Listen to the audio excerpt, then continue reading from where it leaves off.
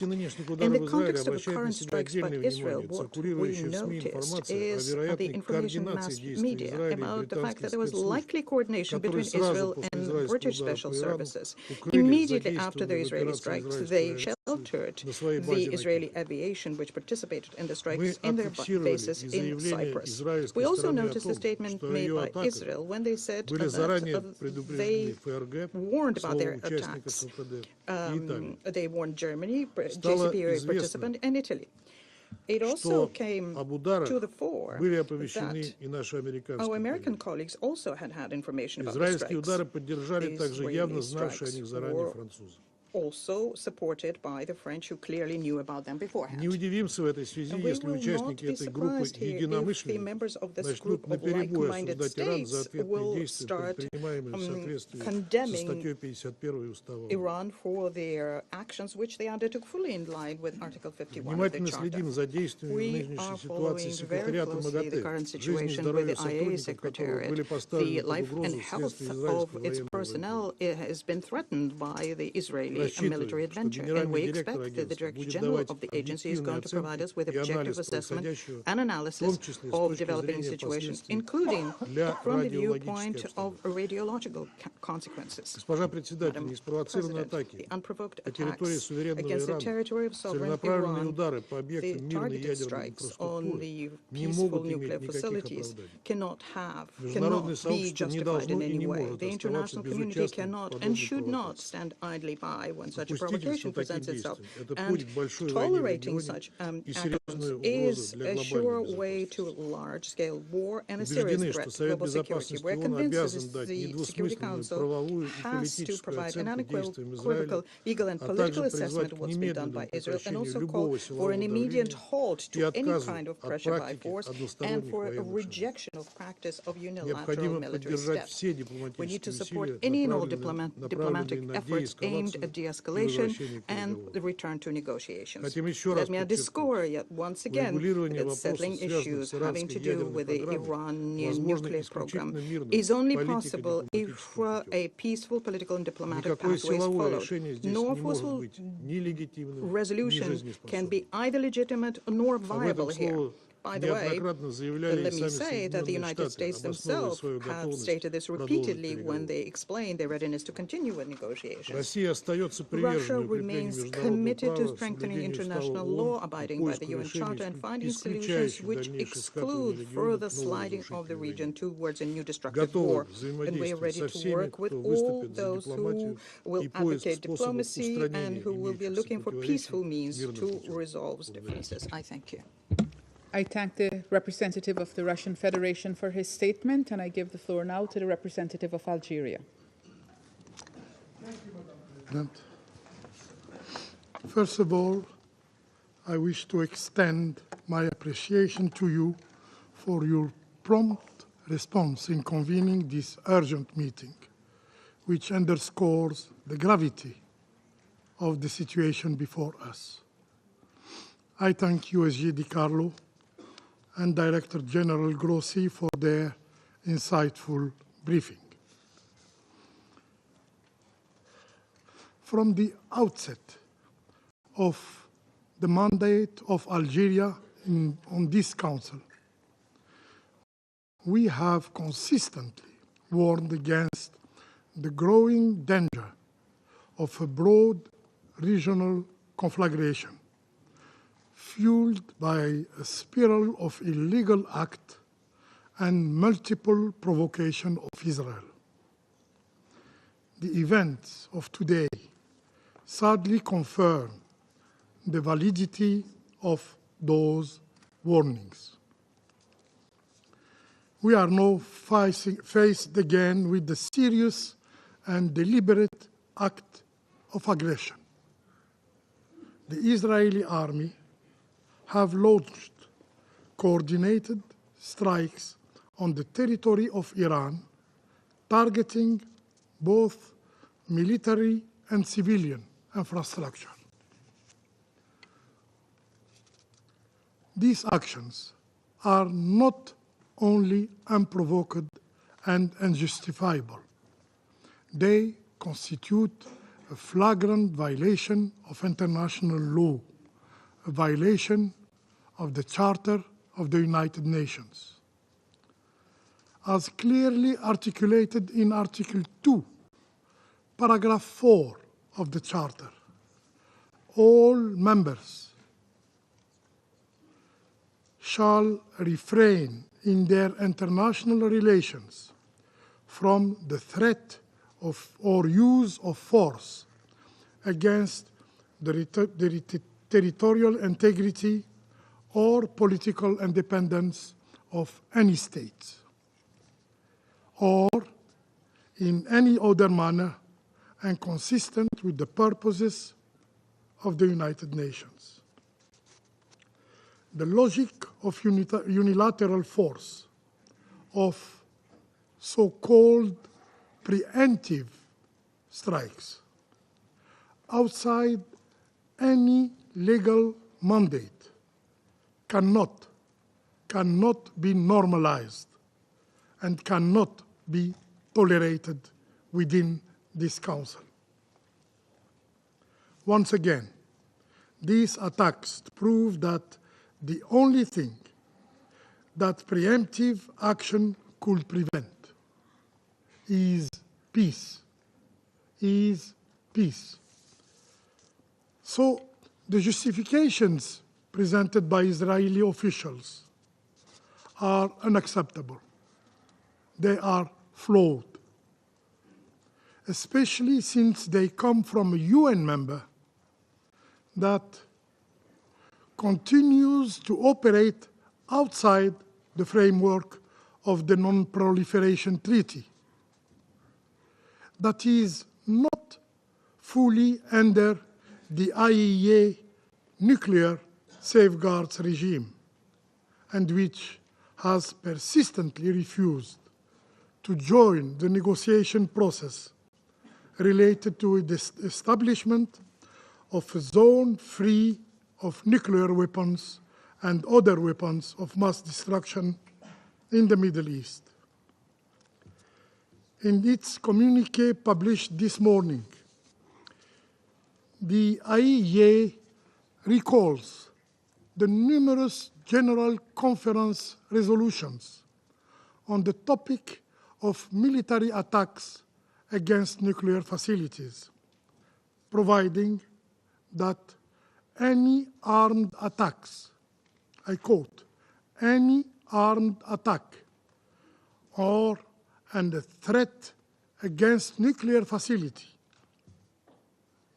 devoted to peaceful purposes constitutes a violation of the principle of the United Nations Charter, a violation of the international law and the status of the agency.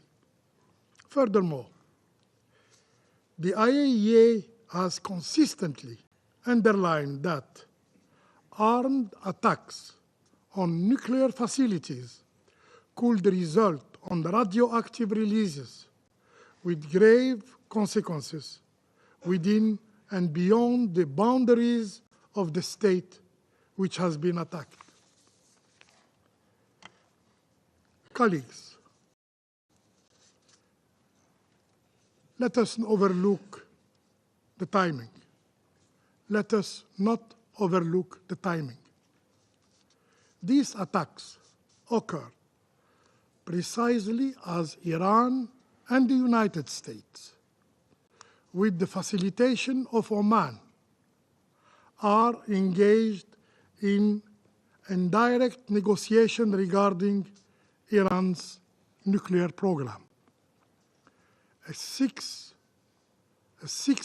round of discussion was due to take place this weekend in Muscat. The question must be asked about these attacks.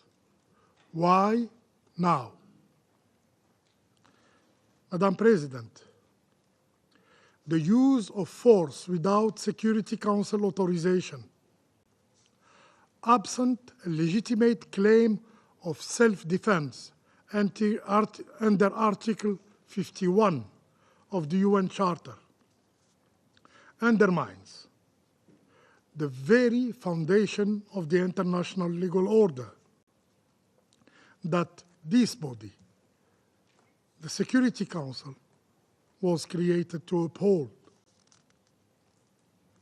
It is an act completely divorced from any legal ground, but does not come to the surprise of anyone in this chamber.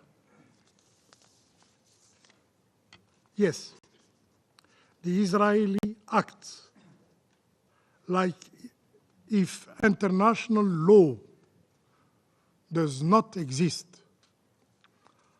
or simply it does not apply to them. Israel is sowing chaos throughout the region, throughout the Middle East.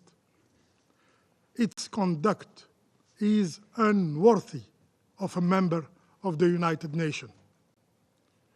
We are witnessing repeated acts of aggression, the bombing of the Lebanese capital, the occupation of new territories in Syria, in Lebanon, in Palestine, and repeated violation of Syrian sovereignty, including abduction of civilians, as occurred just yesterday.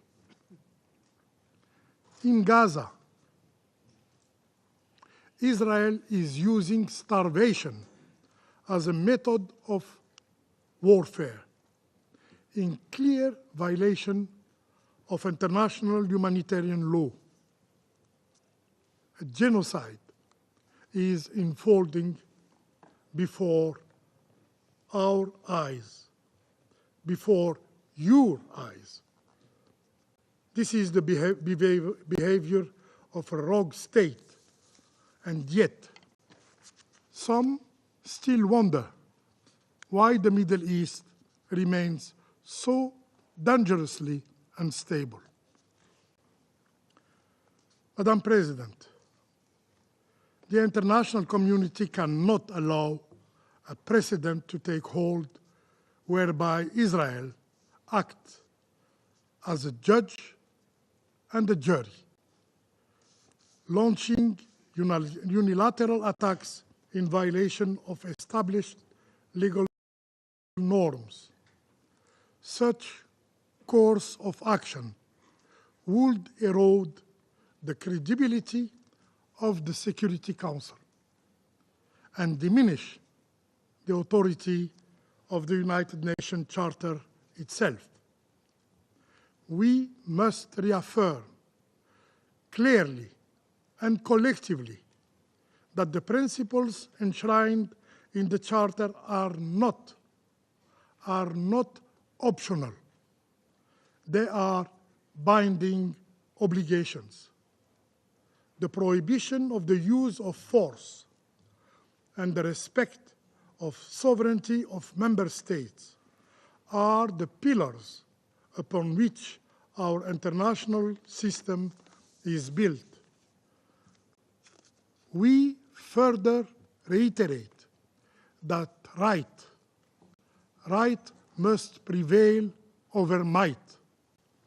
No political objective, no matter of strategic, can justify actions that defy the legal order upon which peace among nations depends. Let us be clear. Upholding international law is not a choice. It is a duty under all circumstances and without exception. Without exception. I thank you. I thank the representative of Algeria for his statement, and I give the floor now to the representative of the Republic of Korea. Thank you, Madam President, for convening this important and urgent meeting. I also thank Director General Grossi and USG DiCarlo for their significant briefings regarding Israel's ongoing attacks and their impact. The Republic of Korea is gravely concerned about the escalating and deepening conflict in the Middle East. We condemn all actions that plunge the region into an extremely dangerous situation. We are deeply alarmed by Israel's announcement that its targeted operation will continue for as many days as it takes to eliminate the Iranian threat. Although it appears that the strikes were directed at military sites and personnel, including nuclear facilities and missile factories, it is highly troubling that reports indicate they have already resulted in many civilian casualties. As Director General Grossi pointed out, attacks on nuclear facilities could also result in radioactive releases with potential grave consequences on the lives and safety of the people across the region. We support the IAEA's commitment to ensuring nuclear safety, security, and its safeguards mandate in all circumstances. Iran's retaliation risks further escalation in a region already scarred by years of violence and destruction. The Council has consistently warned against the spillover effects of such conflicts. A full-scale war would serve no one in the world. We therefore urge both parties to exercise maximum restraint and refrain from any actions that could lead to further escalation. Another cycle of violence and retaliation must be avoided. We believe both countries possess the wisdom to avert a broader conflict that the region can hardly afford, and that a narrow but vital window for diplomacy still remains to pull back from the brink of all-out conflagration. Madam President, as a country neighboring another that is seriously violating non-proliferation obligations, the Republic of Korea shares serious concerns over Iran's continued expansion of its nuclear program, including the accelerated production of highly enriched uranium. In light of the expiration of UN Resolution 2231 this October, we have consistently urged Iran to fully cooperate with the IAEA in its monitoring and verification activities under the NPT Safeguards Agreement. However, yesterday, the IAEA Board of Governors adopted a resolution declaring Iran's non-compliance with its non-proliferation obligations for the first time in 20 years. Under this backdrop, the current crisis underscores the urgent need to reach a robust agreement that ensures the exclusively peaceful nature of Iran's nuclear program.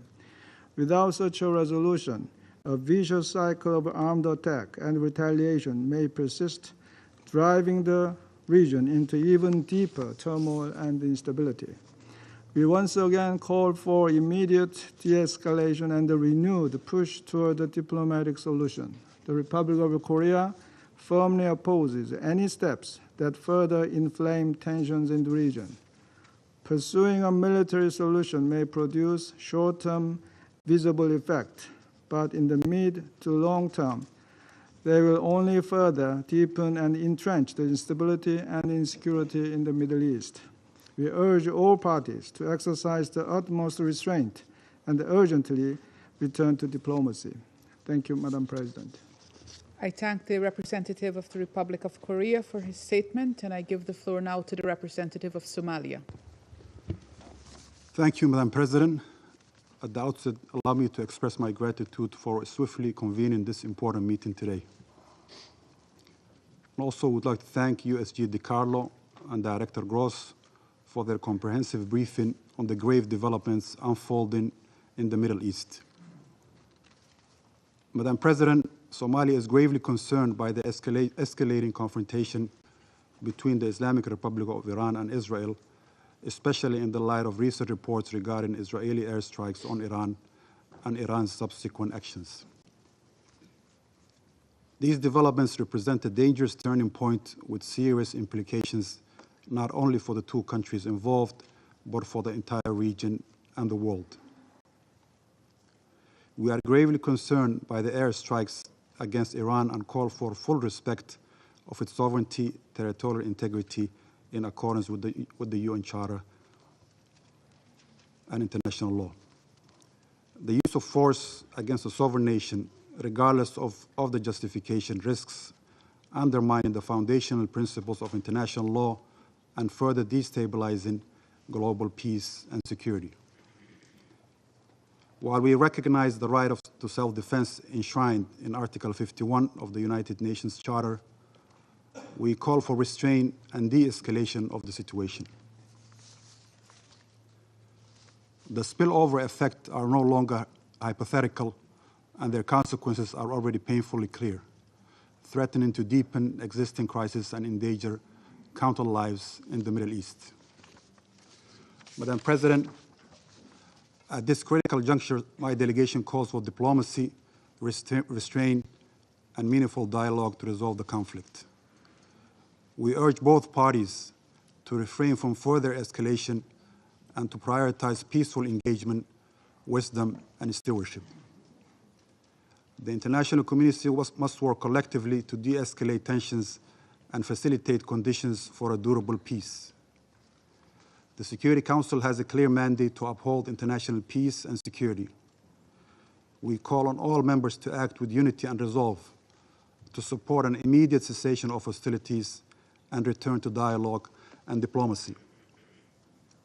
Lasting peace in the Middle East can only be achieved through addressing the root causes of instability in the region and the respect for international law. In conclusion, Madam President, Somalia reaffirmed its solidarity with all those affected by this conflict and stands with the global community in urging a return to diplomacy and full adherence to international law and its covenant, including the principles of the Charter of the United Nations. I thank you. I thank the representative of Somalia for his statement, and I give the floor now to the representative of Panama. Thank you, Madam President.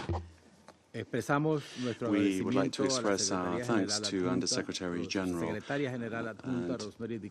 Rosemary DiCarlo and to Director General of the International Atomic Energy Agency, Mr. Rafael Grossi, for their presentations, and we welcome the delegations of the Islamic Republic of Iran, Israel, Iraq, and Kuwait. We're meeting here today at a moment of extreme gravity for international peace and security.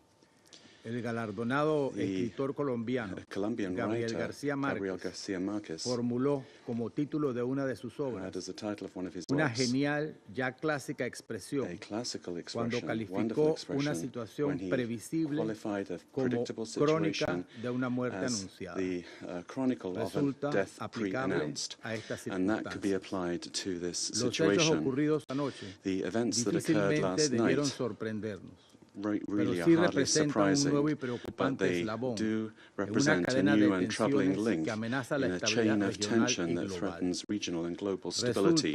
It is especially alarming that these events are taking place in a region marked by deep sensitivities with regard to security and proliferation. The proliferation of weapons of mass destruction, particularly nuclear weapons, represents an existential threat that this Council cannot ignore. The Republic of Panama, as a country firmly committed to international law and to global stability, has consistently called for the strengthening of the global non-proliferation regime, and we underscore the irreplaceable role that is played by the International Atomic Energy Agency, the IAEA, in this collective effort. And we also reaffirm that the full respect for and the integrity and safety of IAEA personnel is an obligation under international law and an indispensable requirement to preserve the credibility of the multilateral verification system. Our position is based on the fundamental principles of our foreign policy, respect for and strengthening of the multilateral system. the non-proliferation regime and the promotion of diplomatic dialogue as an essential tool to ease tensions and reduce strategic risks. We take note of the report of the IAEA Director General, reference number GOV/2025/24, recently circulated to the members of this Council, where it's indicated that the agency's verification and monitoring related to the Joint Comprehensive Plan of Action, the JCPOA, have been severely affected by Iran's cessation of its compliance with commitments, nuclear commitments. Furthermore, we are closely following the discussions of the IAEA Board of Governors, in which a resolution was adopted yesterday, the 12th of June, in Vienna, a resolution stating that the Islamic Republic of Iran is in breach of its obligations under its safeguards agreement with the agency. Unfortunately, the information available to now with regard to the facts and motivations does not still allow us to know the practical scope of this non-compliance and the derived effects from this, and also does not allow us to distill conclusions from this information. Therefore, for the moment, en cualquier caso, in ni any las partes event, ni el Consejo de Seguridad de las Naciones Unidas parties nor debe the United permitir Nations que should estos acontecimientos allow arrastren a la these región events hacia un to drag conflicto de the mayor region alcance into que a contravenga broader los principios de la conflict Carta de which las would Naciones contravene Unidas the y del principles of the derecho United Nations internacional. Charter and international Debemos law. actuar con la mayor We must urgencia y act with the responsabilidad para utmost evitarlo. urgency and Panamá pide responsibility to prevent this. urgentemente la máxima Panama moderación urgently de todos los calls for estados, maximum restraint el from respeto all del derecho states, internacional respect for y de los international law, principios and for the consagrados en la principles Carta de las enshrined Naciones in the Unidas, United y Nations a Charter, abstenerse de and cualquier for acción refraining from any unilateral action que that pueda escalar las tensiones. could escalate Hacemos un tensions. llamado urgente a la We revitalización de los urgently canales appeal for the diplomáticos como revitalization vía of para diplomatic reducir channels tensiones y as a mitigar path to riesgos reduce que tensions and podrían tener mitigate risks consecuencias that could irreparables have para la irreparable seguridad consequences internacional. for international Recordamos security. también que el derecho We also internacional would recall that exige la protección international de la law infraestructura requires the civil con protection of especial civilian énfasis en las infrastructure instalaciones with nucleares special emphasis con on fines nuclear pacíficos, facilities intended for peaceful de carácter purposes. civil, bienes de carácter Civilian civil que deben ser assets that protegidos must be contra ataques y protected from represalias attacks por su and propia reprisals naturaleza due to their very y por los nature posibles and riesgos because of the potential catastróficos risks al that medio they ambiente y a pose poblaciones to the civiles. environment and civilian No hay atajo populations. militar There a la is no estabilidad. military shortcut to Solo el stability. diálogo genuino, Only genuine, inclusivo y inclusive and sostenido sustained dialogue puede ofrecer can una offer a salida lasting duradera way out of the a las crisis crises que hoy that nos bring us convocan. here today. Muchas gracias. Thank you very much. I thank the representative of Panama for his statement, and I now give the floor to the representative of Sierra Leone. Thank you, Madam President. I thank you for convening this emergency meeting of the Security Council. At the outset, Sierra Leone unequivocally deplores the unlawful use of force in contravention of the Charter of the United Nations. We deeply regret the seeming reversion to a period when a state can unilaterally resort to the use of force against another state in clear breach of the Charter and international law without consequence. For small states, this is deeply troubling, a deeply troubling trend which poses grave risk to international peace and security and must be firmly rejected. Turning to our agenda, I thank Under-Secretary General Rosemary DiCarlo and Director General Rafael Grossi for their important briefing. We express grave alarm over the recent report of military strikes by the State of Israel against the territory of the Islamic Republic of Iran, including strikes on or near sensitive nuclear facilities, including the main Natanz nuclear facility. We are deeply troubled by the loss of life, as according to report, the strikes killed senior Iranian officials, nuclear scientists, and civilians. This development represents a dangerous escalation at a time when the Middle East is already facing multiple and overlapping crises. The region, in our view, is at a precipice, and this moment calls for restraint, responsibility, and diplomacy. We note with deep concern the letter dated 13 June 2025 from the Permanent Representative of Iran, issued as document S/2025/379, which brings to the attention of the Council very serious report of violations of the sovereignty and territorial integrity of Iran. Any such use of force, especially across international borders, raises significant concerns under international law, including the Charter of the United Nations, which prohibits the threat or use of force against the territorial integrity or political independence of any state. We are further troubled by the potential implications of military operations affecting nuclear facilities. As Director General Grossi of IAEA has previously cautioned, any military action targeting or threatening nuclear facilities poses severe risk to human lives, the environment, and regional security. Attacks on nuclear installations could have catastrophic consequences far beyond the region. Sierra Leone fully aligns with the call by the UN Secretary General for de-escalation, dialogue, and the exercise of maximum restraint. This is a time for diplomacy, not confrontation. We urge all parties to step back from the edge and to recommit to diplomatic channels as the only viable path towards durable peace and stability. Madam President, the Middle East has long been plagued by cycles of conflict and mistrust. But history has also shown that bold diplomacy, even in the most difficult moment, can yield hope. We therefore call for an immediate cessation of hostile actions and urge the revival of regional and international efforts aimed at de-escalation and mutual security assurances. In this regard, Sierra Leone reiterates its long-standing position that the only path to lasting peace in the region lies in good faith negotiation based on international law and the principles of the UN Charter.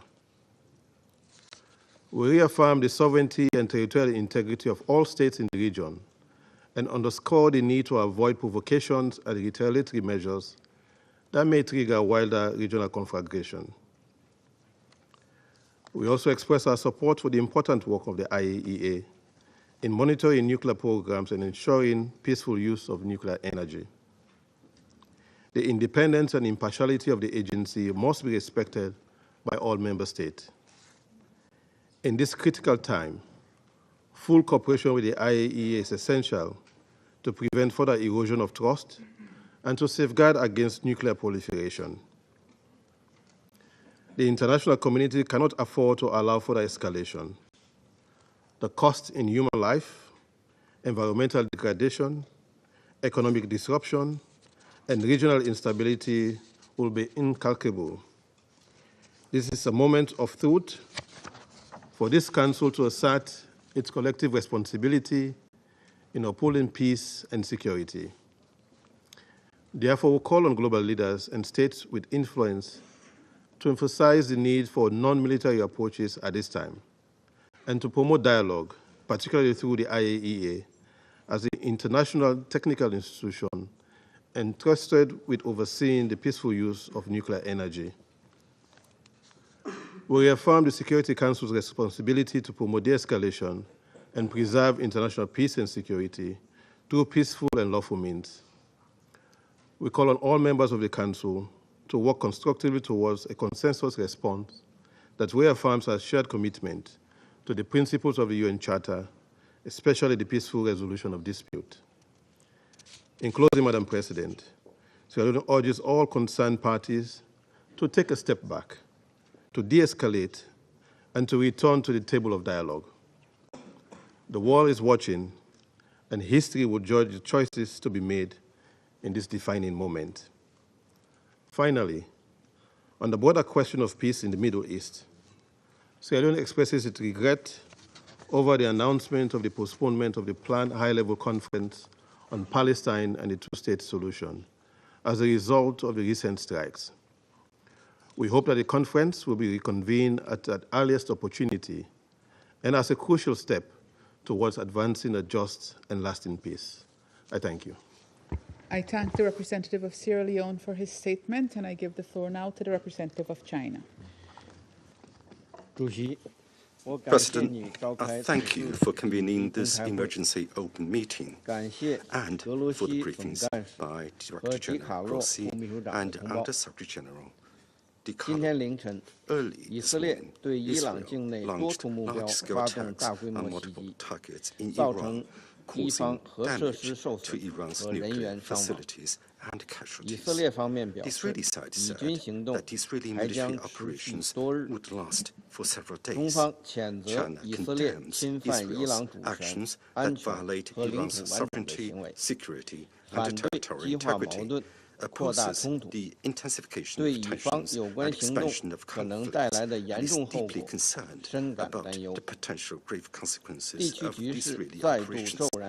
The abrupt heating up of the region serves no one's interest. We urge Israel to immediately cease all military adventurism, avoid further escalating tensions, and call on all relevant parties to abide by the UN Charter and international law, resolve disputes through political and diplomatic means, and jointly maintain regional peace and stability.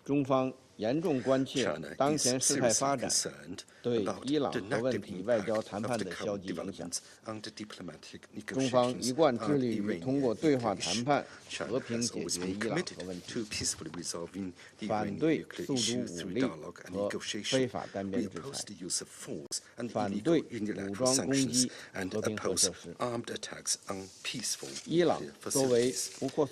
As an NPT signatory, Iran's right to the peaceful uses of nuclear energy should be fully respected.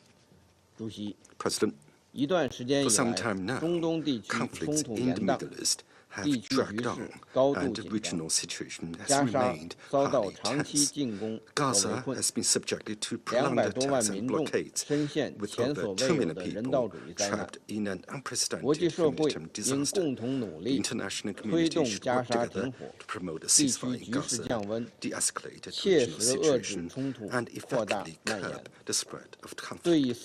Countries with significant influence over Israel should practically play a constructive role.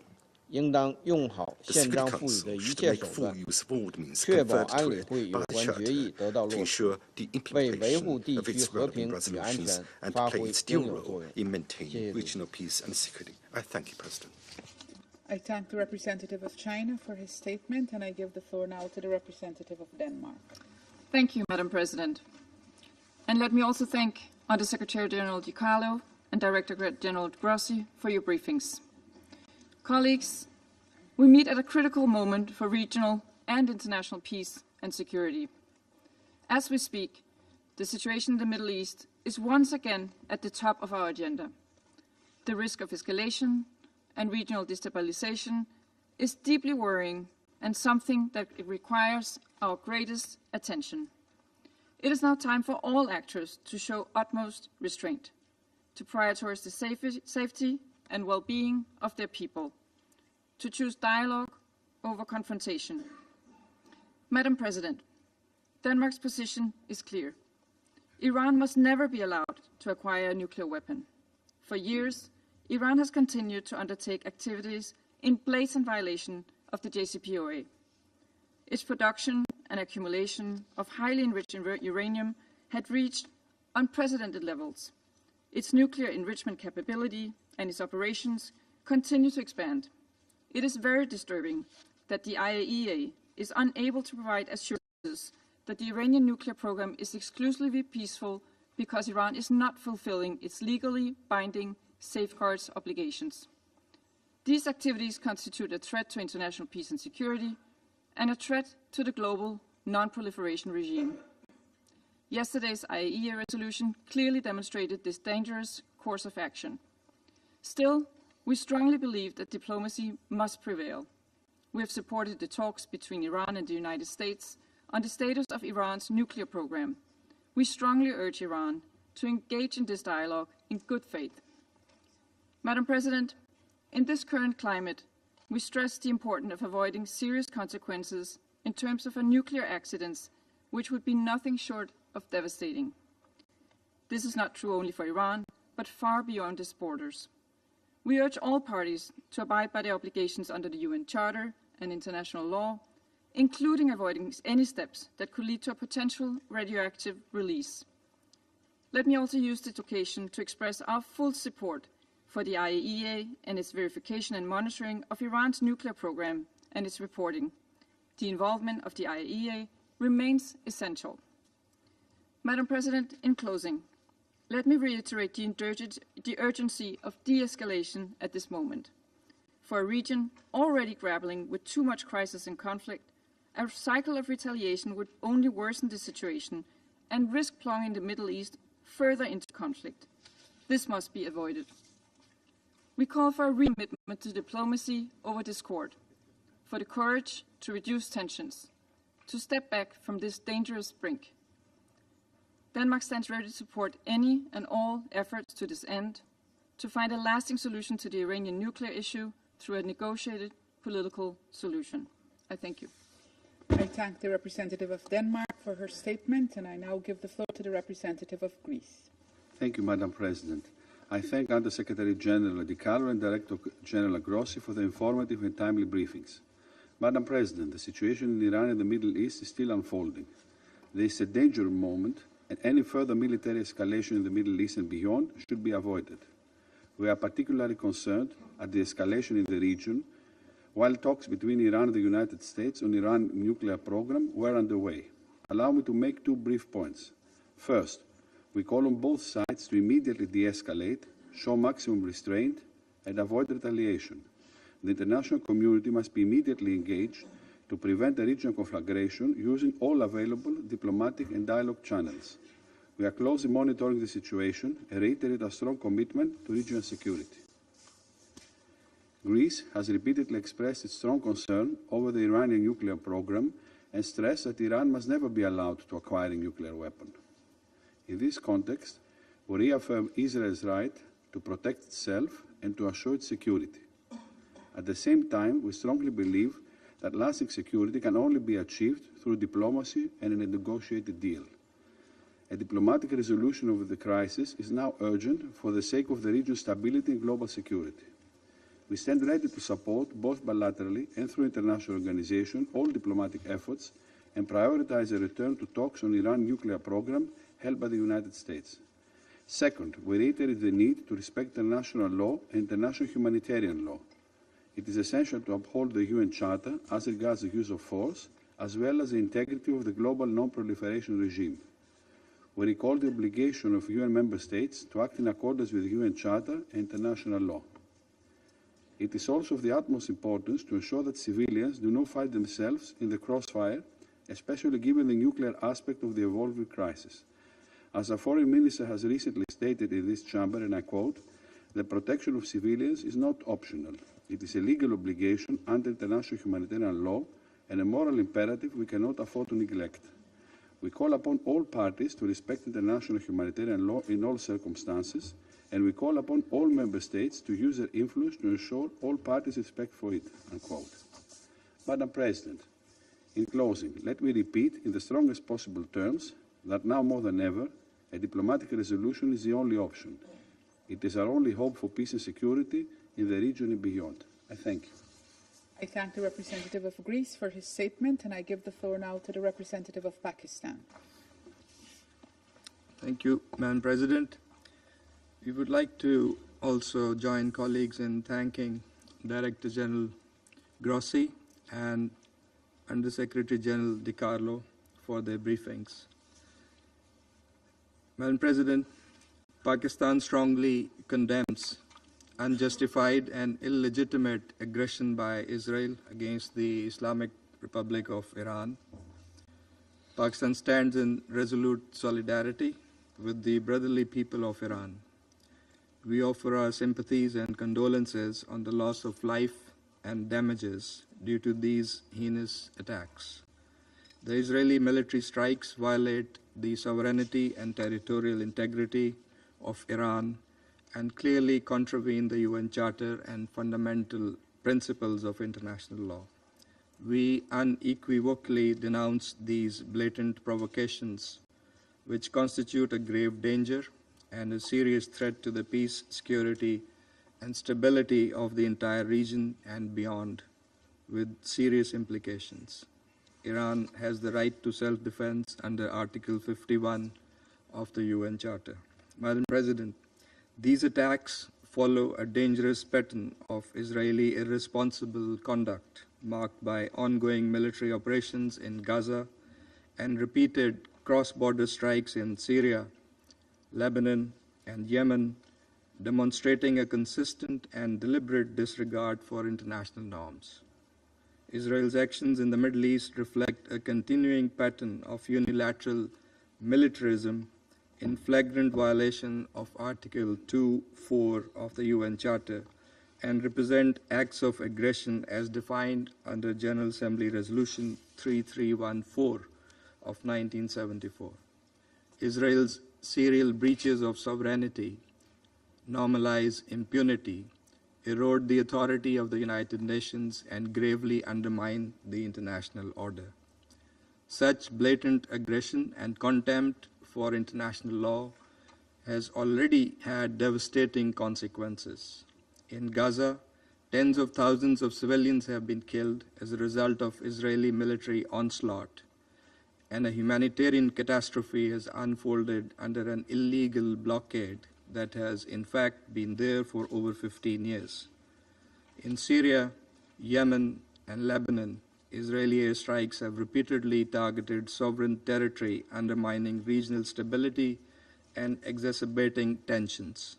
The fact that these attacks against Iran have happened in the middle of a negotiations process aimed at finding a peaceful diplomatic solution to the Iranian nuclear issue makes it all the more morally repugnant and against international norms. These actions risk eroding the trust and sanctity of the negotiations process, so crucial for the peaceful settlement of these issues. Madam President, Pakistan reaffirms its support for the resolution of the Iranian nuclear issue through peaceful means, diplomatic engagement, and sustained dialogue. The JCPOA was an outcome of painstaking and arduous yet constructive negotiations. It charted a roadmap to comprehensively address the concerns of the parties involved by clearly defining their relevant obligations and responsibilities. The illegal use of force against Iran and the ensuing situation are likely to frustrate the ongoing diplomatic efforts and could destabilize a region that is already under very severe stress. The ongoing diplomatic contacts to reach a negotiated deal and other endeavors to promote regional peace and security must not be allowed to be appended.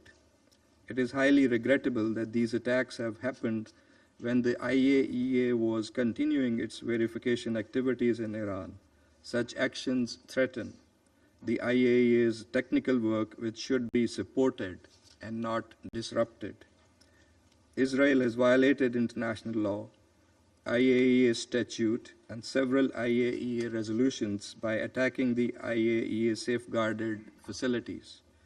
In addition to serious violation of international law, these attacks risk setting a dangerous negative precedent and pose a grave threat to safety of populations in the region and around the globe.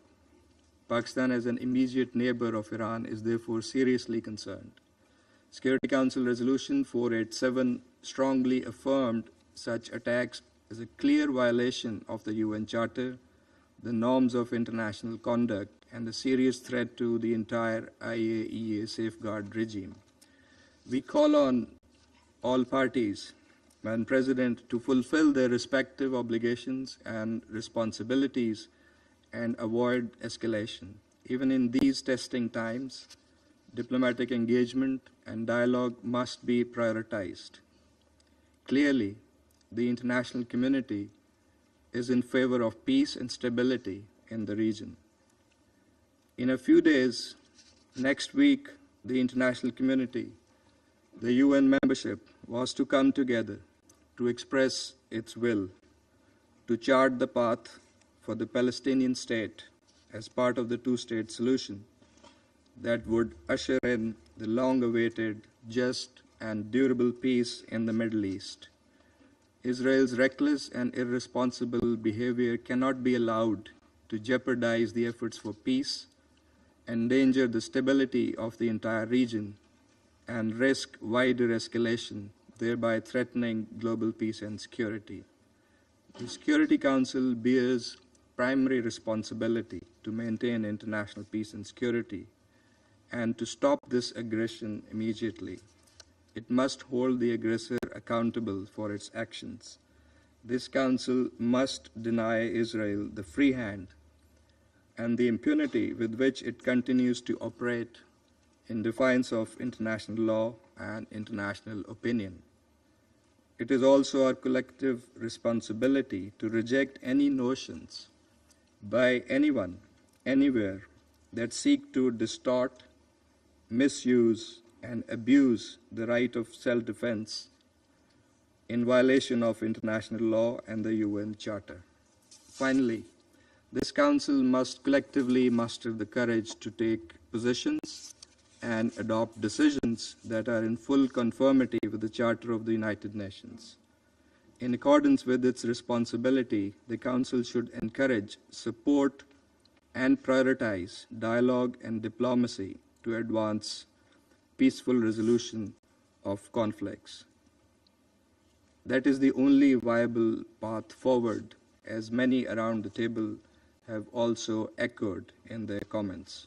I thank you, Madam President. I thank the representative of Pakistan for his statement, and I now give the floor to the representative of the United Kingdom. Thank you, President. And I'd like to start by thanking USG DiCarlo and Director General Grossi for their briefings. President, the Security Council meets today at a dangerous moment. We are deeply concerned by Israel's strikes on sites in Iran, as well as the Iranian military action we've already seen in response. There is a clear risk that this crisis escalates, with serious implications for peace and security across the region and beyond. This is in no one's interests. Colleagues, our first priority must be to prevent further escalation in the Middle East. We urge all parties to urgently step back, show restraint, and reduce tensions. The UK did not participate in this action. And let me say clearly and unequivocally that Russia's claim that British sovereign bases on the island of Cyprus were in any way involved is nonsense. It is deeply irresponsible at moments like this for Russia to be spreading disinformation. We firmly support any diplomatic efforts to return to stability. Today, we have spoken to Israel at the highest levels, and our Foreign Secretary has also spoken to Iranian Foreign Minister Araghchi. We have urged both sides to show restraint and de-escalate tensions. We continue to engage partners across the region to ensure we are collectively doing our utmost to push for a peaceful outcome. The UK, in partnership with the E3, has always championed a diplomatic solution to address Iran's nuclear escalation, which has no credible civilian justification. We will not be deterred from this. As my Prime Minister said today, we have long held concerns about Iran's nuclear program, as documented by the IAEA. Israel also needs to protect its people and security. It is therefore in the interests of all actors to stop military confrontation and pursue a negotiated solution. President, this is time for a strong, united position from members of this Council. We must take urgent action to de-escalate and provide an opportunity for a return to diplomacy. I thank you. I thank the representative of the United Kingdom for her statement, and I give the floor now to the representative of Slovenia. Thank you, Madam President. Let me begin by thanking USG Di Carlo and Director General Grossi for their valuable contributions to today's discussion. Madam President, Slovenia is deeply concerned with the overnight and today's developments that threaten to destabilize an already very fragile state of affairs in the Middle East. We express our deepest concern with the Israeli strikes on Iran and Iran's response. We condemn any military escalation in the region. Madam President, Israeli attacks on nuclear installations in Iran come at a particularly volatile time. While talks between Iran and the United States on the status of Iran's nuclear program are underway. As both my President and the Prime Minister have said, these negotiations have sparkled a glimmer of hope to reach a deal that would be of substantial importance not only for the region, but for the whole international community. Slovenia remains concerned with the size and unclear nature of Iran's nuclear program. We have zero tolerance for proliferation of nuclear weapons. Moreover, our concerns are deeper by the fact that the IAEA still cannot confirm the exclusively peaceful nature of Iran's nuclear program. However, for us, strikes against civilian infrastructure, whether they happen in Eastern Europe, the Middle East, or anywhere else, are unacceptable. Time and time again, Slovenia has cautioned against military action on Iran's nuclear program. There is only one legitimate option, and Slovenia remains confident that there is only a political solution to the issue. With this in mind, Slovenia calls on Iran and the US to prioritize a peaceful solution and continue their talks in Muscat. Madam President, lasting and robust security is built upon diplomacy, not military action. I join the Secretary General's call on both sides to show maximum restraint. Watching footage from the ground, it is clear the time to de-escalate is now, immediately. A descent into deeper conflict must be avoided at all costs. The region, and indeed the world, cannot afford it. I thank you. I thank the representative of Slovenia for her briefing, and I give the floor now to the representative of the United States. Thank you, Madam President. Thank you, Undersecretary General Rosemary DiCarlo and Director General Rafael Grossi, for your briefing. Yesterday, Israel took unilateral action against Iran. The Islamic Republic of Iran's regime has, since its founding, repeatedly called for the State of Israel's eradication, launched unprovoked, direct, and proxy attacks on Israeli civilians, and spread terror, instability, and untold human suffering throughout the region. As we speak, Iran is firing missiles at civilian areas across Israel, including in Tel Aviv. As President Trump has repeatedly said, this dangerous regime cannot be allowed to have nuclear weapons. Israel advised us this action was necessary for its self-defense. Every sovereign nation has the right to defend itself, and Israel is no exception. The United States was informed of the strikes ahead of time, but was not militarily involved in these strikes. Our absolute foremost priority is the protection of U.S. citizens, personnel, and forces in the region. As Secretary Rubio said, Iran should not target U.S. interests or personnel. Let me be crystal clear. No government, proxy, or independent actor should target American citizens, American bases, or other American infrastructure in the region. The consequences for Iran would be dire. President Trump was elected with a sweeping mandate from the American people to advance peace and to avoid the grave mistakes of past administrations that led to forever wars. We seek a secure peace.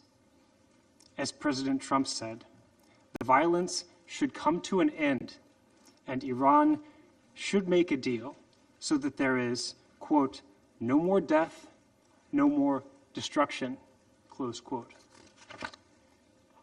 The United States will continue to seek a diplomatic resolution that ensures Iran will never acquire a nuclear weapon or pose a threat to stability in the Middle East. Iran's leadership would be wise to negotiate at this time. Thank you. I thank the representative of the United States for his statement, and I give the floor to the representative of France. Merci, Madame la Présidente. Tout d'abord, je souhaiterais remercier Madame la Secrétaire générale adjointe pour les affaires politiques et Monsieur le Directeur général de l'Agence internationale de l'énergie atomique pour leurs exposés de la situation. Madame la Présidente, à la suite des frappes menées cette nuit par Israël contre l'Iran, la France suit la situation avec la plus grande attention et elle exprime sa vive préoccupation au regard des développements en cours. La France rappelle son attachement à la stabilité du Moyen-Orient et elle exhorte l'ensemble des parties à observer la plus grande retenue et à œuvrer en vue d'une désescalade. Le président de la République et le ministre de l'Europe et des Affaires étrangères se sont entretenus ce matin avec leurs homologues dans la région et au-delà, auprès desquels ils ont passé le même message sur la nécessité de mettre un terme à l'escalade. L'engagement de la France en faveur de la diplomatie est constant aux côtés de ses partenaires wavering et en alongside étroite its coordination E3 avec les États-Unis. partners and in close coordination with the C'est la United States. diplomatie qui doit maintenant Diplomacy prévaloir. must La prevail France se tient now. prête, en lien avec ses We in France partenaires, stands ready à together with our soutenir les partners efforts to visant à support réduire les efforts tensions aimed at et reducing nous tension. And réaffirmons, we comme l'a rappelé le président de la reaffirm, as République, was recalled by the le President droit of the Republic, d'Israël de se the right of protéger et Israel d'assurer to sa protect sécurité. itself and ensure its security. Madame la Présidente, la Madam France a President, maintes fois France has exprimé many ses times expressed its préoccupations face à concern l'escalade du regarding programme the nucléaire escalation iranien. of the Iranian nuclear program. Cette escalade This constitue une escalation menace is pour les a intérêts de threat sécurité for européens the European ainsi que security pour la paix interests et la and sécurité for the internationale. peace and L'obtention security par l'Iran de l'arme internationally. nucléaire menacerait la stabilité de la Iran's région nuclear et entraînerait un weapon would risque threaten the majeur stability de of the cascade de region and prolifération. would bring with En it avril, sous la the risk présidence of du further ministre Jean-Noël escalation, Barrot, la proliferation. France avait In organisé une April, under the réunion du Conseil presidency de of sécurité Jean-Noël pour rappeler Barrot, l'intérêt France partagé de la organized a communauté Security Council meeting internationale to à highlight the préserver shared interest le of régime de international community to non-prolifération, preserve qui the est un élément non-proliferation essentiel regime, de which notre is a sécurité key collective. element of our collective Cela security. implique pour And l'Iran this implies de for respecter ses Iran engagements de that ne it pas needs to chercher à uphold its acquérir ou commitments développer not to l'arme seek or nucléaire acquire et de mettre nuclear en œuvre weapons and les the obligations need to qu'il fulfill its La obligations. France, avec ses France, partenaires together européens with du its E3, s'est European investi avec E3 constance partners, has dans la engaged recherche d'une solution constantly in diplomatique à la looking crise for a nucléaire diplomatic iranienne solution et to the continuera Iranian de le nuclear faire. crisis and will Nous avons continue doing contribué aux the same. négociations de l'accord We've nucléaire de contributed to the 2015 et negotiations en of the faveur de sa mise en 2015 œuvre agreement et de and sa towards its préservation implementation jusqu'à and ce its jour. preservation to date. L'Iran n'a pas saisi les Iran multiples did not opportunités de take retour à up the l'accord numerous qui lui ont été opportunities présentées. to return to the agreement. L'Iran a poursuivi Iran l'escalade de son continued the programme escalation nucléaire of its en nuclear violation program de in ses obligations et violation de ses of its engagements. obligations and Le programme commitments. nucléaire iranien The n'a Iranian jamais été nuclear aussi program has has never been as advanced as it is today, and it lacks any credible civilian justification. The IAEA Director General is not in a position today where he would state that it's exclusively peaceful. And this week, on the basis of a comprehensive report, which is a technical and impartial assessment by the agency, the Board of Governors of the IAEA found that Iran is in violation of its safeguards obligations. In the recent days, Iran announced the increase in its enrichment capacities and the creation of a new infrastructure for that.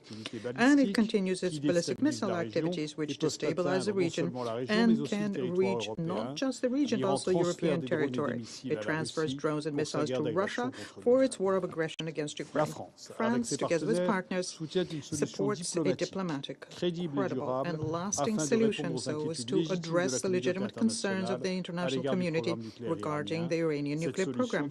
This solution has to be arrived at before the expiration of the Security Council Resolution 2231 in October. We once again call upon Iran to return to upholding its obligations and to commit itself to negotiations so as to avoid escalation and continued destabilization of the region. Madam President, our priority is to prevent regional conflagration and to continue with a diplomatic solution. France stands ready to work with all of its partners to promote de-escalation in the region. I thank you. I thank the representative of France for his statement. I shall now make a statement in my capacity as the representative of Guyana. I thank Under Secretary General Rosemary DiCarlo and Director General of the IAEA, Mr. Rafael Grossi, for their important briefings. Colleagues, Guyana is deeply concerned about the attack carried out by Israel against facilities in Iran. My delegation has noted the reports that the attack has resulted in the loss of lives, including civilians. It has also reportedly resulted in retaliatory drone strikes by Iran against Israel. Israel's latest attack on Iran contravenes the principles enshrined in the United Nations Charter. At a particularly volatile period in the region, the attack risks exacerbating existing tensions in the Middle East and escalating the ongoing crisis. Guyana is concerned about the recent military escalation in the region and calls for maximum restraint from member states. In a region that is becoming increasingly combustible with each passing day, we appeal for dialogue, diplomacy, and good sense to prevail, and for all parties to commit to no further military escalation in the region. Colleagues, Guyana reiterates its appeal to both Israel and Iran to exercise maximum restraint and to avoid any further maneuvers that could plunge the entire Middle East into further turmoil, or worse, result in a nuclear catastrophe. The world simply cannot afford any miscalculations. The consequences for civilians could be catastrophic. Guyana, therefore, urges both Israel and Iran to fully comply with their obligations under international law and relevant resolutions adopted by this Council.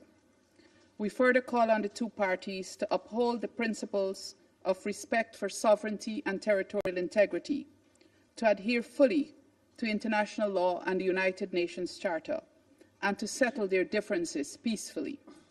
Guyana also stresses the importance of accountability for all violations of international law, and to avoid creating a culture of impunity for such actions. Finally, Guyana will act constructively to support any Security Council measure that is in keeping with its mandate aimed at preserving international peace and security. The Council must take a united approach to these developments to confront the prospects of outright war in a region and the devastating consequences that would follow for the region and beyond. The maintenance of international peace and security requires us all to take decisive action, and now is the moment to redouble our collective efforts to prevent a wider conflagration. I thank you. I resume my function as President of the Council. I now give the floor to the representative of the Islamic Republic of Iran. In the name of God, the compassionate and merciful, Madam President, we extend our sincere congratulations to Guyana as assuming the presidency of the Security Council this month, and we thank you for your coordination and for convening this urgent and important meeting. We appreciate Under Secretary General Mr. Carlo and Director General Mr. Grossi for their contribution to this meeting. We also wish to express our appreciation to Algeria, Pakistan, China, and the Russian Federation for their support in convening this emergency session to address Israel's unlawful act of aggression against the Islamic Republic of Iran, a grave violation of international law and the Charter of the United Nations. I address the Council today on behalf of the people and government of the Islamic Republic of Iran with the utmost urgency and grave alarm. Madam President, last night, the Israeli regime, the most dangerous and terrorist regime in the world, with full intelligence and political support from the United States regime, conducted a series of coordinated and premeditated military attacks across multiple cities in Iran. These acts of aggression and unlawful strikes target peaceful nuclear facilities, military sites, vital civilian infrastructure, and residential areas. Among the key targets was the Natanz nuclear facility, a safeguarded site under the full monitoring of the International Atomic Energy Agency. Madam President, we strongly and unequivocally condemn the barbaric and criminal attack. A series of targeted assassinations were against senior military officials, nuclear scientists, and innocent civilians. So far, 78 people, including senior military officials, have been martyred and over 320 others injured. The overwhelming majority of them civilians, including women and children. Earlier today, Israel continued its act of aggression against Iran, once again targeting multiple civilian and military sites across several Iranian cities. These deliberate and systematic killings were not only illegal but inhuman, a chilling display of calculated aggression. These atrocities constitute clear act of state terrorism and flagrant violation of international law.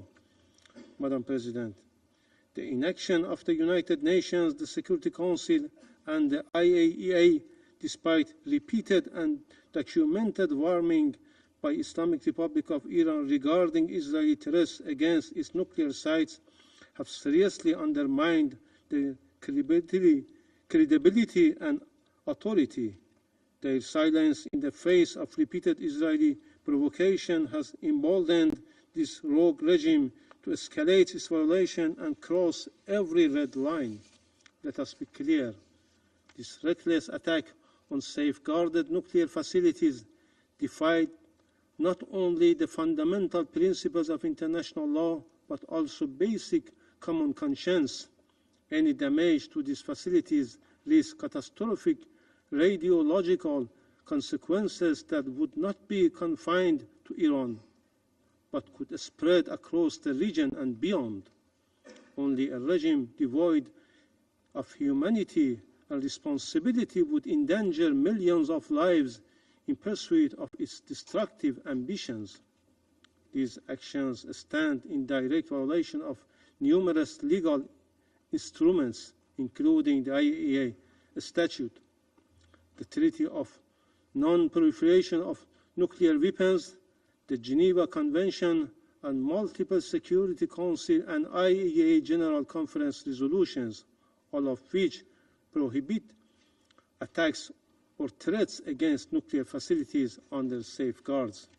Above all, this aggression is a grave breach of the United Nations Charter, particularly Article 2, Paragraph 4, which prohibit the threat or use of force against the territorial integrity or political independence of any member state. Israel also violated Iraq's sovereignty and territorial integrity The Permanent Mission of Iraq today formally protested and condemned this violation of its territorial integrity in a letter to the Security Council and the Secretary General. Madam President, those who support this regime with the United States at the forefront must understand that they are complicit by aiding and enabling these crimes, they share full responsibility for the consequences. Supporting Israel today is supporting war crimes, crimes against humanity, and deliberate undermining of global peace and security. The Israeli regime's long-standing crimes against the oppressed Palestinian people, its repeated violation of the sovereignty of regional countries, and its possessions of undeclared weapons of mass destruction have made the Middle East a cauldron of chronic instability since its creation. It is long overdue for the international community to act. This regime must be disarmed of all weapon mass destructions, placed under international supervision, and held fully accountable. Madam President, this is not a regional issue. This is not merely an attack on one country. This is a direct assault on the international order, an attack on the Charter of the United Nations, the UN system, the global nuclear non-proliferation regime, as well as the authority of the IAEA. Israel's leadership, including its criminal prime minister, has shamelessly and publicly claimed responsibility for these heinous acts. Israeli officials say that this aggression aims to wreak nuclear talks. This confession alone is enough to reveal the real motive behind the attack: to kill diplomacy, to sabotage negotiation, and to drag the region into wider conflict. This leaves no room for denial. Furthermore, the aggression was intentional, coordinated, and fully backed by a permanent member of this Council, the United States. The United States' complicity in this terrorist attack is beyond doubt. The officials of the United States have expressly and brazenly confessed their willful aid and assistance in the crimes and gross violation that Israeli regime committed as of last night, including the deliberate transfer of arms. We will not forget that our people lost their lives as a result of the Israeli attacks with American weapons. These actions amount to declaration of war. They are the latest in a long and well-documented pattern of lawless, destabilizing, and aggressive behavior by the Israeli regime, a regime that acts with impunity because it is shielded by powerful allies. This must end. Madam President, the Security Council must act now, firmly and decisively. In 1981, this very Council responded unanimously to the Israeli military attack on Iraqi Osirak nuclear reactor by adopting Resolution 487, which unequivocally condemned the aggression as a flagrant violation of the Charter of the United Nations and international law.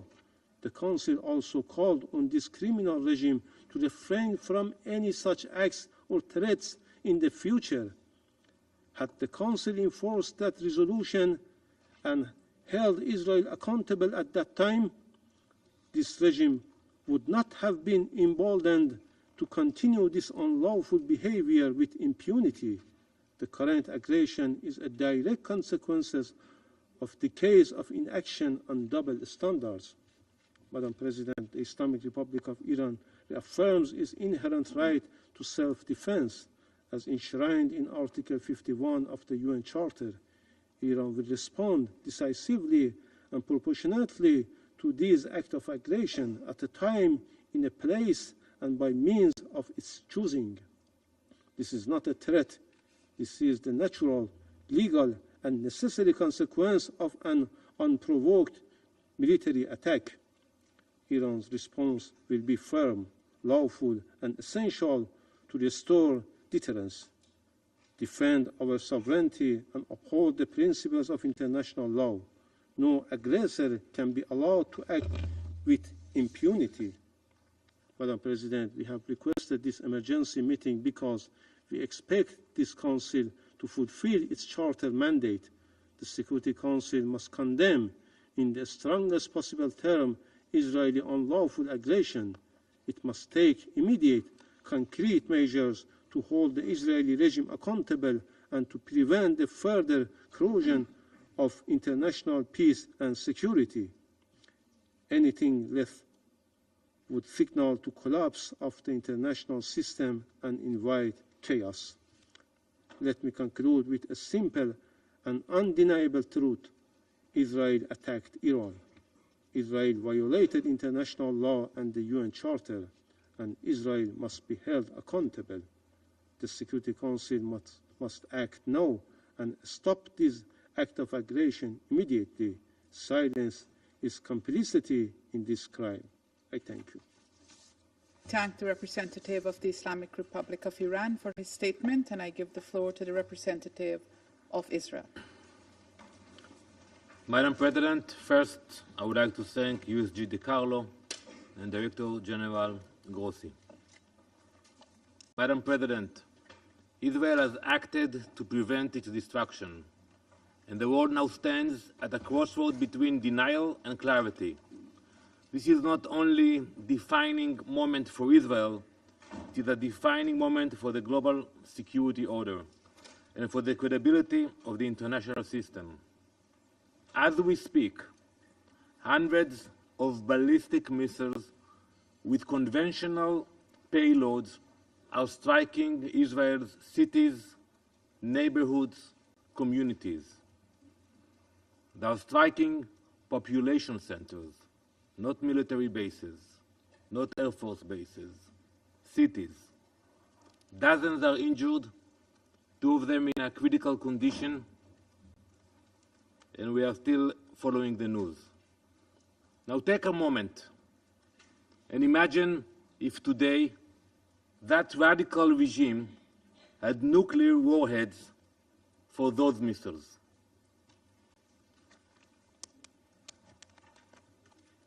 Last night, the State of Israel launched Operation Rising Lion, a preemptive military operation carried out with precision, purpose, and the most advanced intelligence at our disposal. The mission was very clear: dismantle Iran's nuclear program, eliminate the architects of its terror and aggression, and neutralize the regime's ability to follow through on its repeated public promise to destroy the State of Israel. For years, Iran has declared its intent. Its leaders have spoken without hesitation. Less than a month ago, Supreme Leader Ayatollah Khamenei called a, quote, cancerous tumor that must be eradicated. IRGC commanders have vowed to, quote, open the gates of hell on Israel. This is a picture from the main square in Tehran. The streets of Tehran display a countdown clock. At the time of the photo, you can see it in Arabic, it was at 8,411 days. It is tracking the regime's planned timeline for Israel's destruction, paid by the government, putting it in the main squares in Tehran. These threats have been made on a near-daily basis. Never again will we dismiss such threats.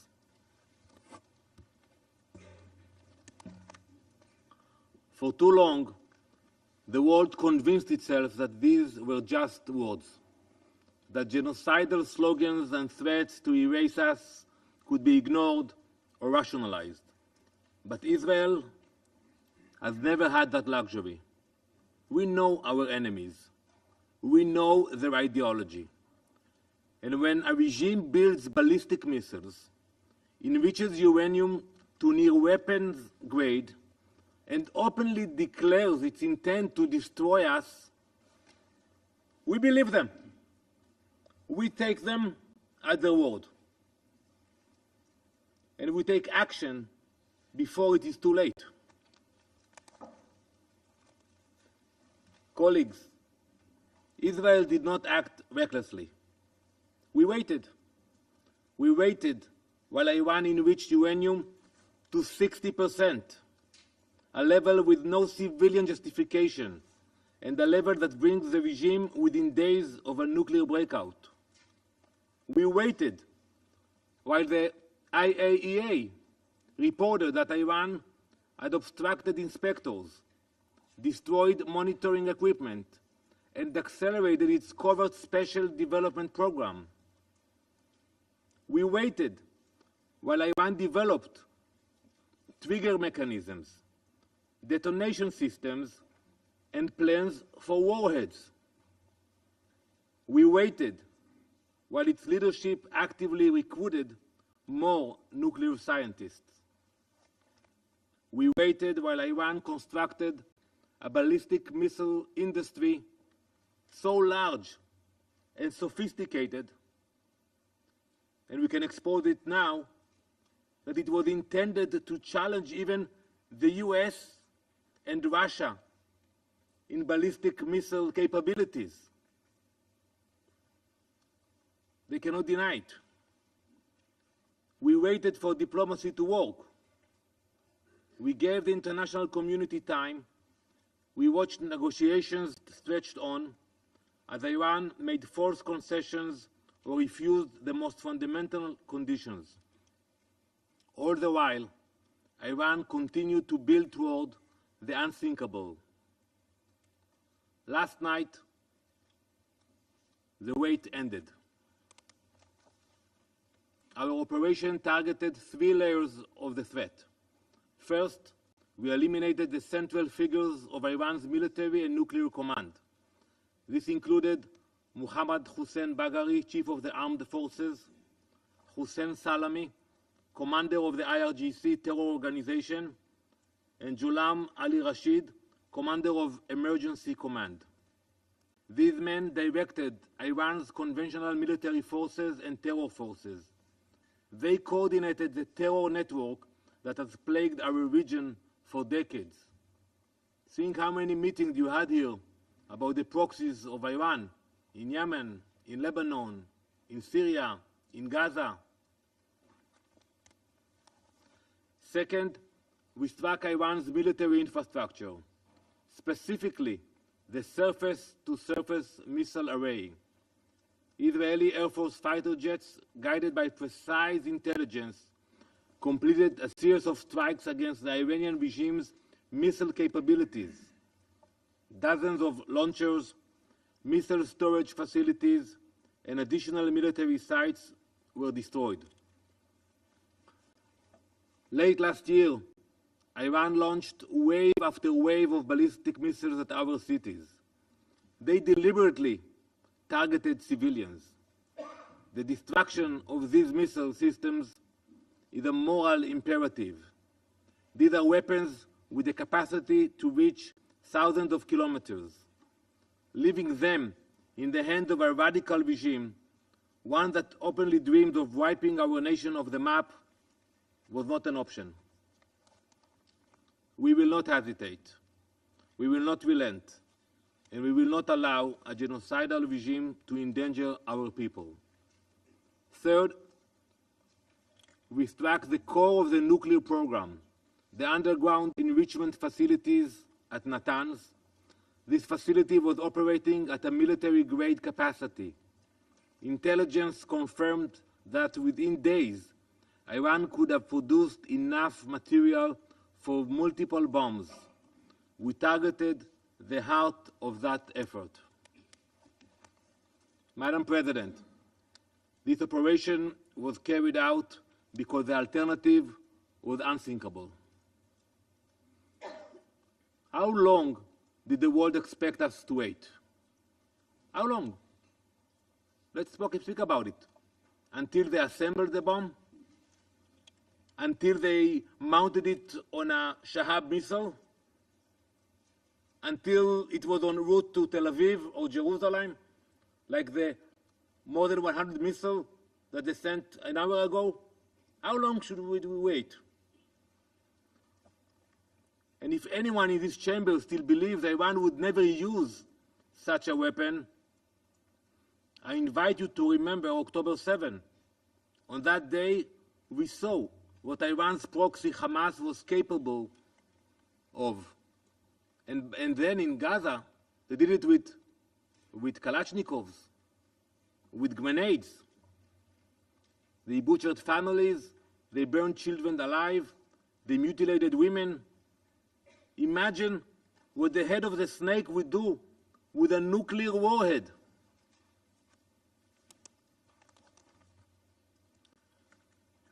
To that end, we uncovered intelligence revealing a multi-front plan directed by Iran, Hezbollah, and Hamas for a future assault on Israel. This one would be far more sophisticated than October 7.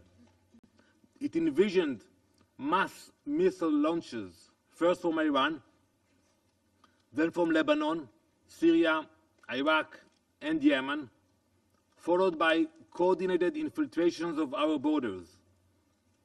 The plan was not aspirational. It was operational, and it was nearing execution. This Council has convened countless times in recent months. You have passed resolutions, called for restraint, demanded ceasefire.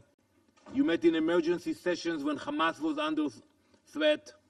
But when Iran marched toward nuclear capability, you said nothing.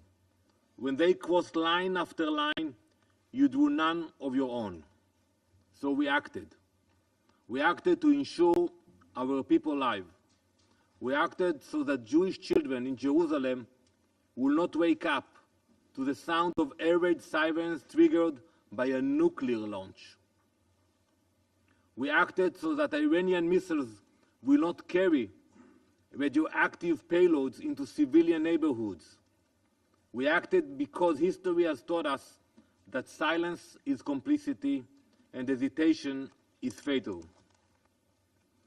We acted because 80 years ago, the Jewish people made a promise to ourselves: never again. That promise applies to a nuclear holocaust as well. This was an act of national preservation. It was one we undertook alone, not because we wanted to, but because we were left no other option.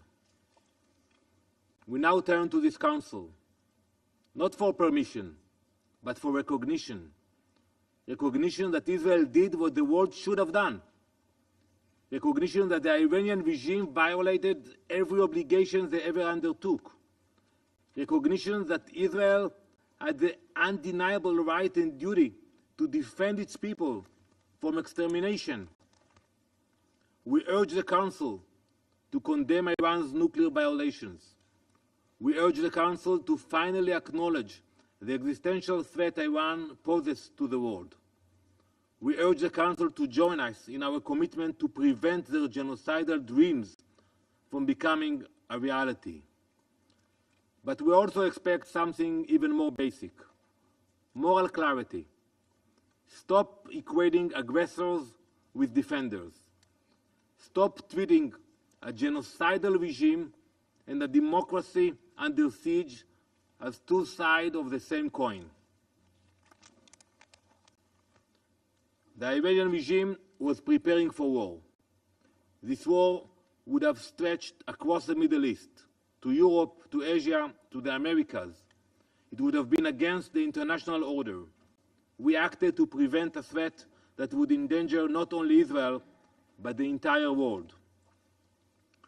We will not sit quietly while our people are targeted.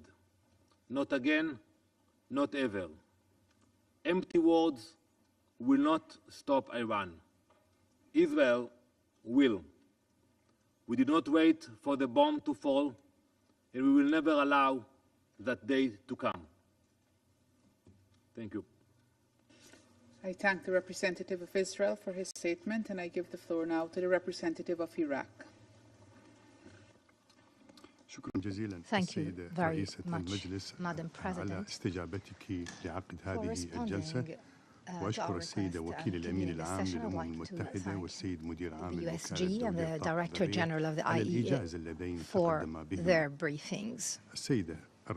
Madam President, Iraq expresses its deep concern and condemnation of the dangerous military aggression committed by the Israeli entity against the territories of the Islamic Republic of Iran, including their blatant violation of Iraq's sovereignty and the inviolability of its airspace.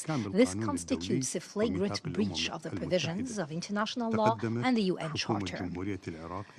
In this regard, the Republic of Iraq has submitted a formal letter of complaint to Your Excellency, President of the Security Council. We clarified the details of the said violations, which is not only an infringement on the inviolability and sovereignty of Iraq, but is also an illegitimate use and transgression on the airspace of another sovereign state to initiate acts of aggression against another UN member state. This exposes the entire region to huge security risks. This unacceptable and illegal aerial breach jeopardizes Iraq's security and stability. It's also a dangerous violation of our territorial integrity and our airspace. It pushes us into conflicts that we are not party to and are far from. It threatens regional and international peace and security. Iraq categorically rejects any attempt at turning our territories or airspace into a theater to settle regional or international accounts. We stress that we will not permit our national security or sovereignty to be at risk. We will not allow such violations to be repeated under any pretexts. Madam President, the government of the Republic of Iraq underlines that this aggression is also a violation of relevant Security Council resolutions and a violation of the sovereignty of a UN member state. This necessitates a clear position from the international community to ensure serious accountability.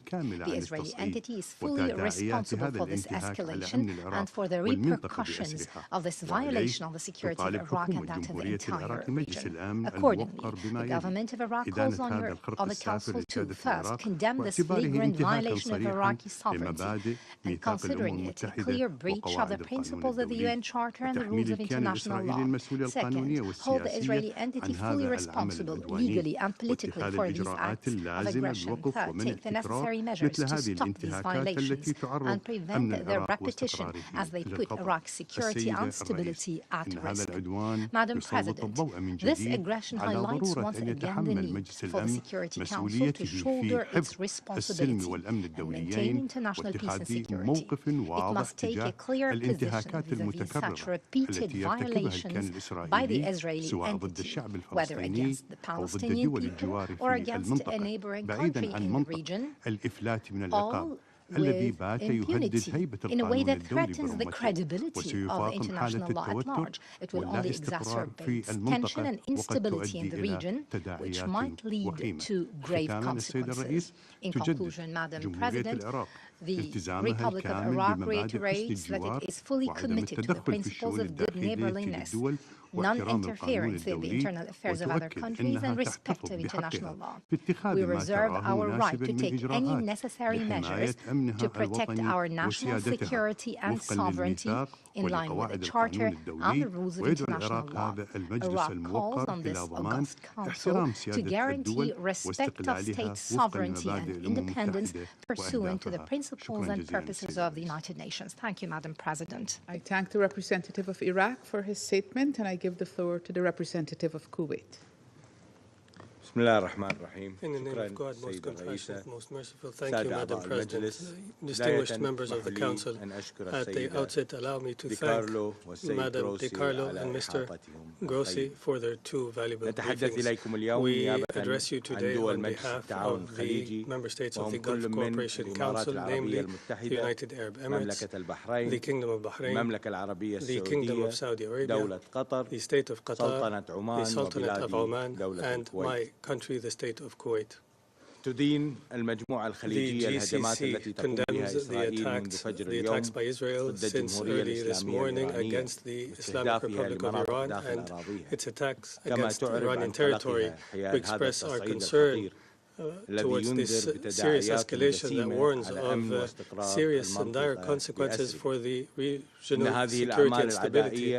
These acts of aggression that come at a delicate moment when the Middle East is witnessing increased level of tensions are a blatant violation against the sovereignty of a UN member state, and they represent a serious precedent that undermines the basis upon which the international law is built, and in particular the principle of the respect for state sovereignty and the non-use or threat of use of force against any state.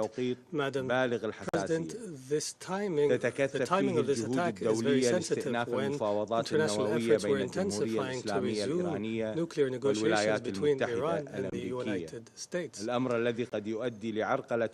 attack will likely derail the diplomatic efforts and risks a wider conflict that will seriously affect regional and international security. In this context, the GCC affirms that such attacks, regardless of the justification, will only lead to deeper polarization and an expanded conflict, and they pave the way for a regional trajectory that is dangerous and that will not serve the interests of any population in the region. We also emphasize that security in the region cannot be achieved through escalation and bombardment, but through dialogue and political and diplomatic means, and through promotion of good neighborliness and mutual respect. The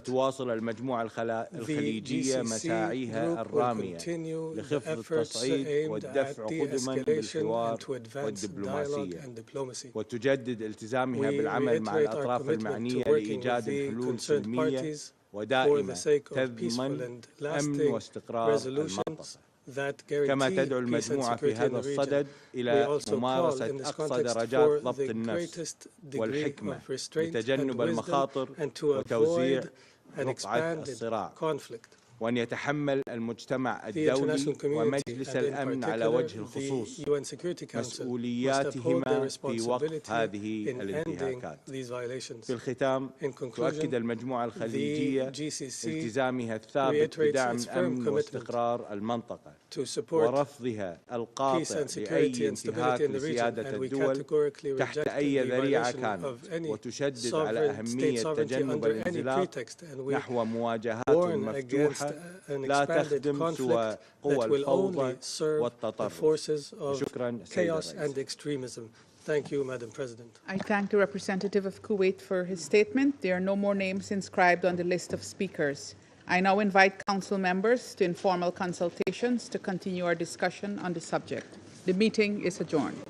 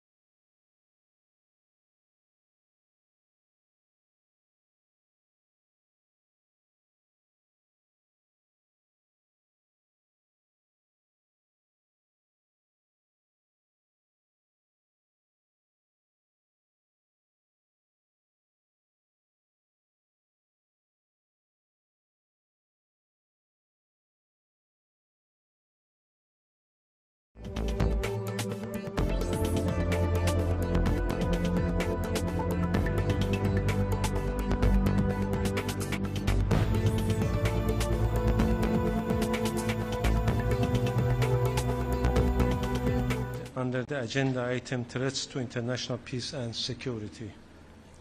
The Council addressed Israeli barbaric and criminal attacks against the sovereignty and territorial integrity of the Islamic Republic of Iran. During the meeting, I made the following key points clear. We unequivocally and forcefully condemn Israeli unlawful and terrorist military aggression against Iran. Israel, the most lawless and violent regime in the world, committed these barbaric attacks with a full intelligence, operational and political backing of the United States government. This was not self-defense.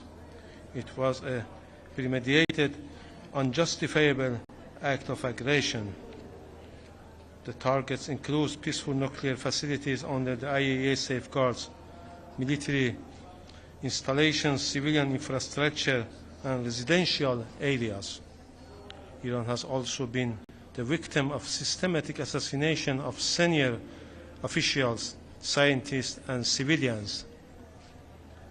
A campaign of targeted murder that violates the most basic principles of humanity.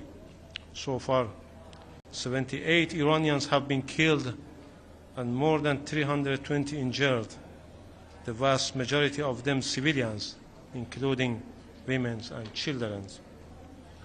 Let me be clear, Israel attacked safeguarded nuclear sites. This was a reckless criminal act that could have triggered a radiological catastrophe beyond Iran's border. Such an attack is not only a violation of the UN Charter, the statutes of the IAEA and Non-Proliferation Treaty, but it is a direct threat to regional and global peace. This was not simply an attack on Iran. It was an attack on the international legal order, an attack on the United Nations, an attack on every nation that believes in the rule of law over the lure of force. Israel has openly claimed responsibility, and it is done so with the active support of a permanent member of the Council, the United States. This aggression constitutes a declaration of war.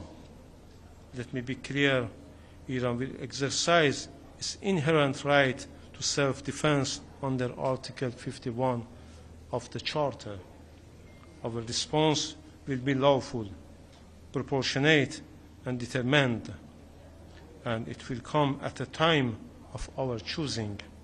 The Security Council must act now and stop the aggressor from the further aggression. It must condemn this act of aggression. It must uphold this charter obligation. It must defend the rule of law. Let me conclude with this. Israel attacked Iran. Israel violated international law. Israel must be held accountable. Silence is not impartiality. Silence is complicity. I thank you. Thank you. Are you going to continue negotiations with the United States? Are you going to continue nuclear negotiations?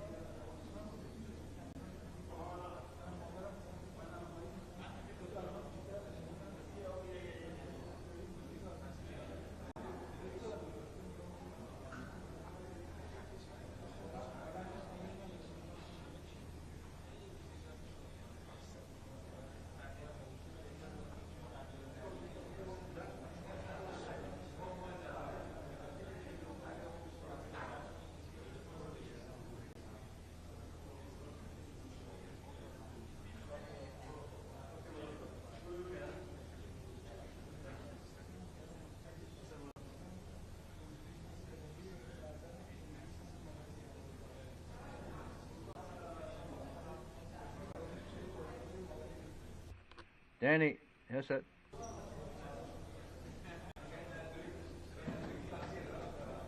Danny.